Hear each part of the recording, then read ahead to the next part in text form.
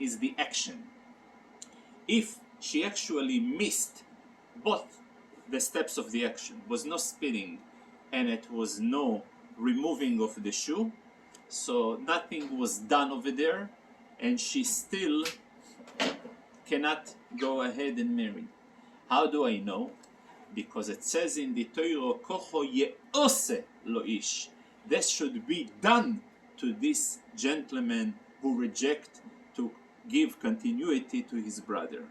So therefore the major critical part of the Chalitza is the action part. And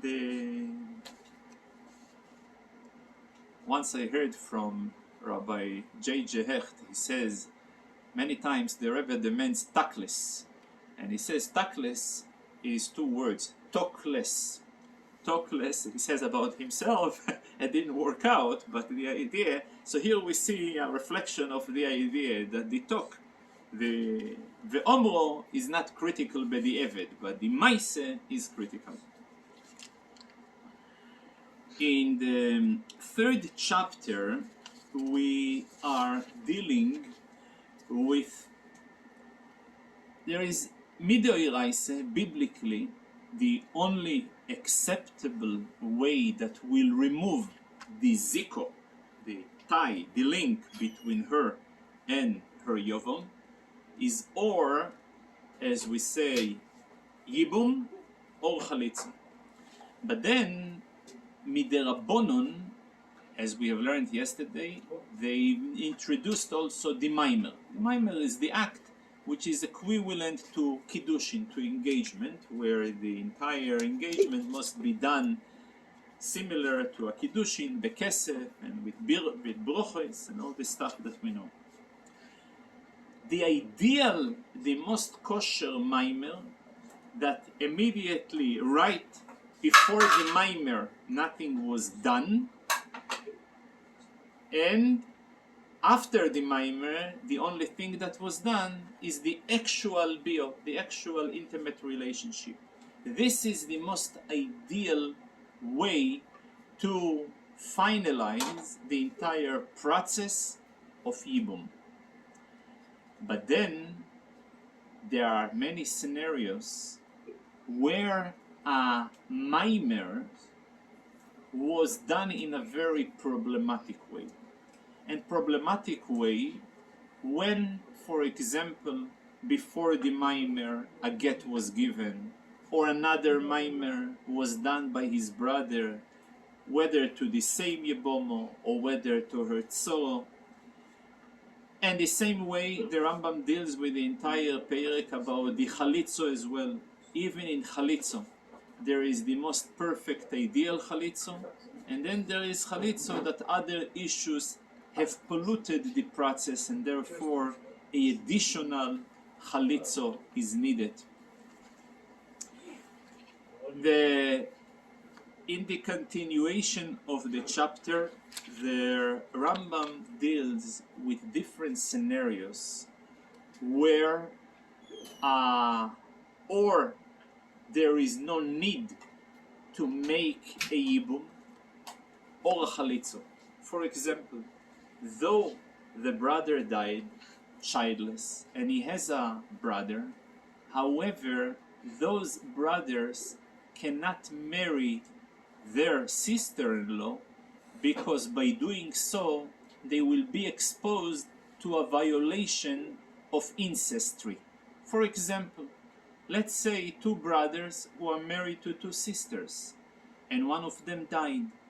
If the survivor will marry the sister-in-law, she is already his sister-in-law, since she is the sister of his sister. Not only she is the wife of his brother, she happened to be the sister of his wife. If she is the sister of his wife, a person cannot marry two sisters while they are alive. So here is a perfect example.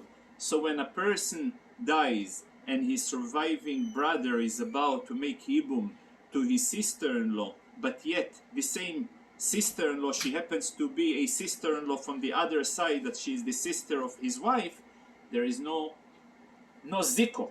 There is not even a need. In fact, it is forbidden on him, and therefore the widow can go ahead and get married. Sometimes, though, there is other issue. Let's say the brother, he is a kohen, and let's say his brother was a cholol, so he was allowed to marry a grusho. But he is a real kohen, and he is not allowed to marry a divorcee.